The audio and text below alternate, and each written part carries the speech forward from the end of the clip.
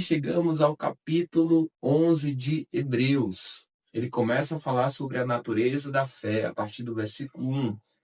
Ora, a fé é a certeza das coisas que se esperam, a convicção de fatos que não se veem. Pois, pela fé, os antigos obtiveram um bom testemunho. Pela fé, entendemos que o universo foi formado pela palavra de Deus, de maneira que o invisível veio a existir das coisas que não são visíveis. E aí vai começar a partir do versículo 4 a falar sobre exemplos de fé, os primeiros heróis. A partir do versículo 4 diz assim: Pela fé, Abel ofereceu a Deus um sacrifício mais excelente do que Caim, pelo qual obteve testemunho de ser justo, tendo a aprovação de Deus quanto às suas ofertas. Por meio da fé, mesmo depois de morto, ainda fala. Pela fé, Enoque foi levado a fim de não passar pela morte. Não foi achado porque Deus o havia levado, pois antes de ser levado, obteve testemunho de que havia agradado a Deus. De fato, sem fé é impossível agradar a Deus, porque é necessário que aquele que se aproxima de Deus creia que ele existe e que recompensa os que o buscam.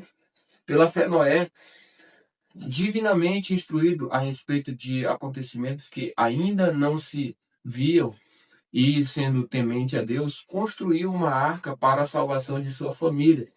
Assim, ele condenou o mundo e se tornou herdeiro da justiça que vem da fé.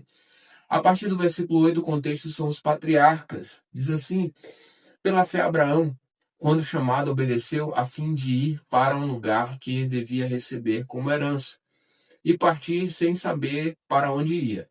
Pela fé, peregrinou na terra da promessa como em terra alheia, habitando em tendas com Isaque e Jacó, herdeiros com ele da mesma promessa. Porque Abraão aguardava a cidade que tem fundamentos, da qual Deus é o arquiteto e construtor.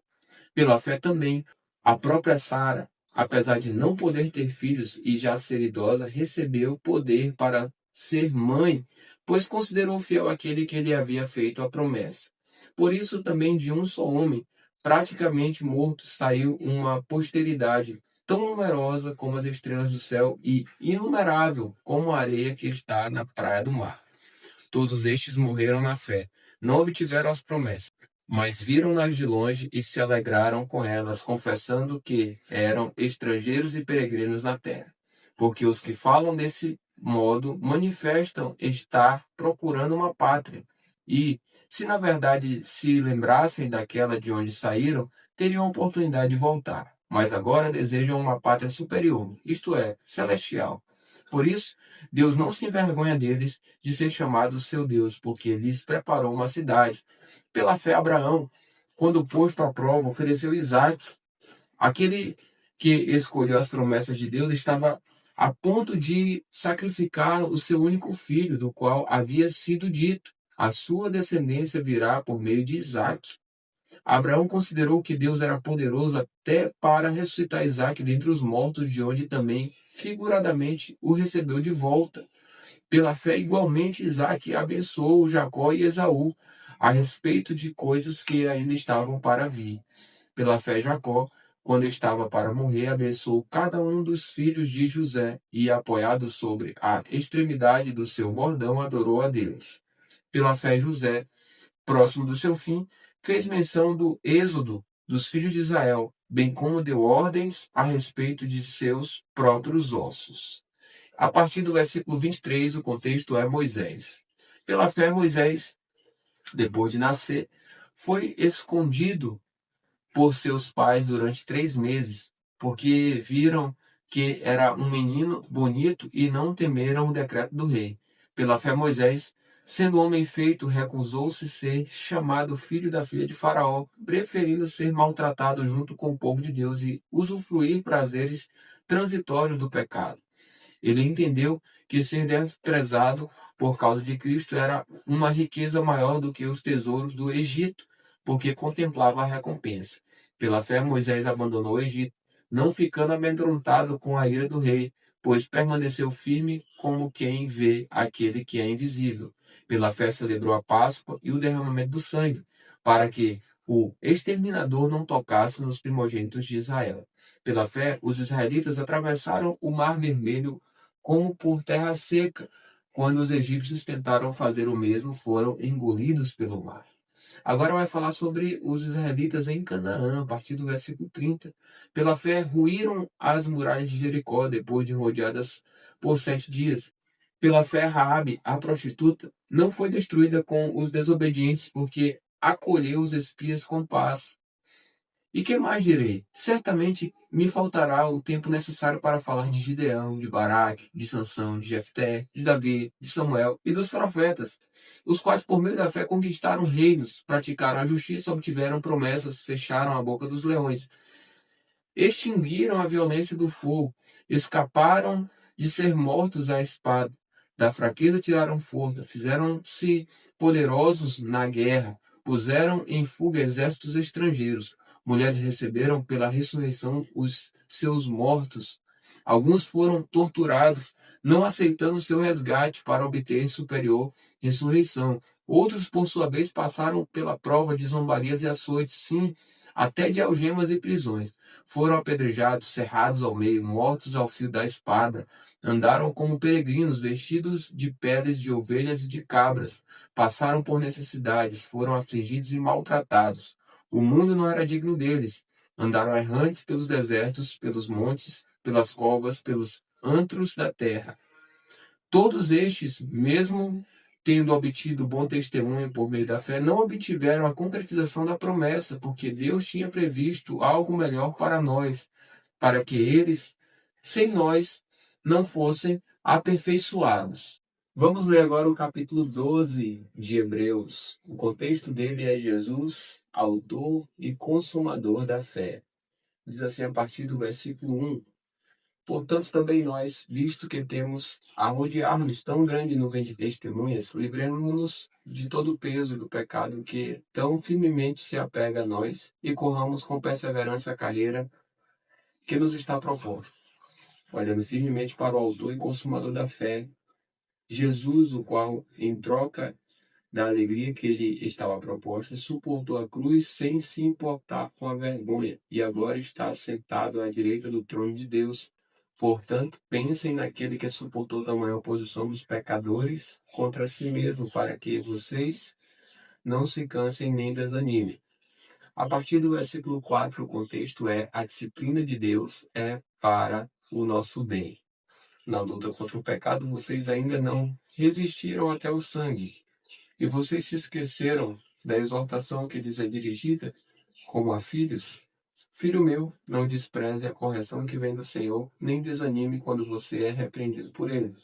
Porque o Senhor corrige a quem ama e castiga todo filho a quem aceita. É para a disciplina que vocês perseveram. Deus os trata como filhos. E qual é o filho a quem o pai não corrige?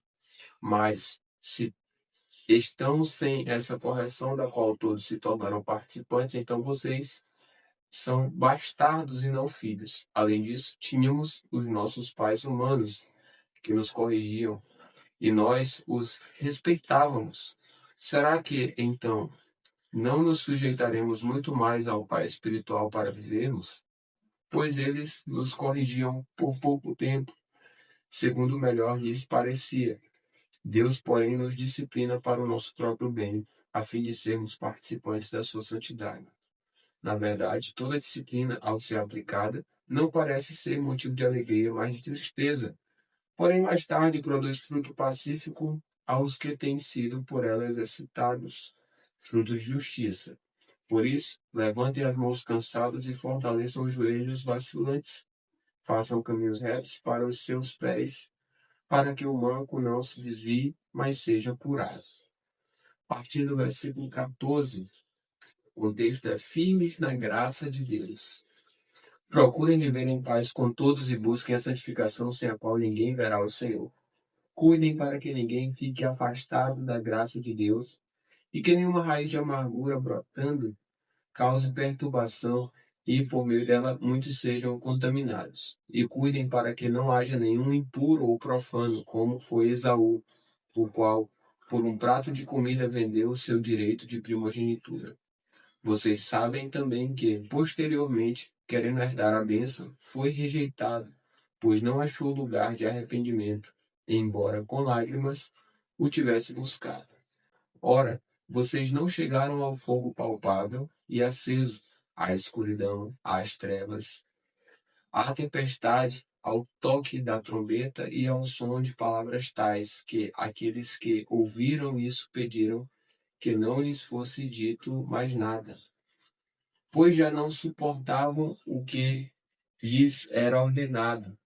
Até o animal se tocar, o monte será apedrejado. Na verdade, o espetáculo era tão horrível que Moisés disse: Estou apavorado e trêmulo. Pelo contrário, vocês chegaram ao Monte Sião e à cidade do Deus vivo, a Jerusalém Celestial, e a milhares de anjos. Vocês chegaram à Assembleia Festiva, à Igreja dos Primogênitos arrolados nos céus. Vocês chegaram a Deus, o juiz de todos, e aos espíritos dos justos aperfeiçoados, e a Jesus, o mediador da nova aliança, e ao sangue da aspersão, que fala melhor do que o sangue de Abel. Tenham cuidado e não se recusem a ouvir aquele que fala, pois se os que se recusam a ouvir quem divinamente os advertia na terra não escaparam, muito menos escaparemos nós, se nos desviarmos daquele que dos céus nos adverte. Naquele tempo a voz dele abalou a terra, mas agora ele promete, dizendo: mais uma vez eu farei tremer não só a terra, mas também o céu. Ora, as palavras, mais uma vez, significam a remoção dessas coisas abaladas, ou seja, das coisas criadas, para que permaneçam as coisas que não podem ser abaladas. Por isso, recebendo nós um reino inabalável, retenhamos a graça pela qual sirvamos a Deus de modo agradável, com reverência e temor, porque o nosso Deus é fogo consumidor. Aí, a partir do capítulo 13 de Hebreus, o último capítulo desse livro, fala sobre os deveres sociais. Começa falando sobre isso. Seja constante o amor fraternal. Não se esqueçam da hospitalidade, pois alguns, praticando-a sem o saber, acolheram anjos. Lembrem-se dos presos, como se estivessem na cadeia com eles, dos que sofrem maus tratos, como se vocês mesmos fossem os maltratados. Digno de honra entre todos seja o matrimônio, bem como o leito conjugal, sem mácula, porque Deus julgará os impuros e os adúlteros. Que a vida de vocês seja isenta de avareza. Contentem-se com as coisas que vocês têm, porque Deus disse: de maneira alguma deixarei você, nunca jamais o abandonarei. Assim, afirmemos confiantemente: o Senhor é o meu auxílio, não temerei. O que é que alguém pode me fazer? A partir do versículo 7, o contexto é os deveres espirituais. Lembrem-se dos seus líderes, os quais pregaram a palavra de Deus a vocês e, considerando atentamente o fim da vida deles, imitem a fé que tiveram. Jesus Cristo é o mesmo ontem, hoje e para sempre. Não se deixem levar por doutrinas diferentes e estranhas, porque o que vale é ter o coração confirmado com graça e não com alimentos, que nunca trouxeram proveito aos que se preocupam com isso.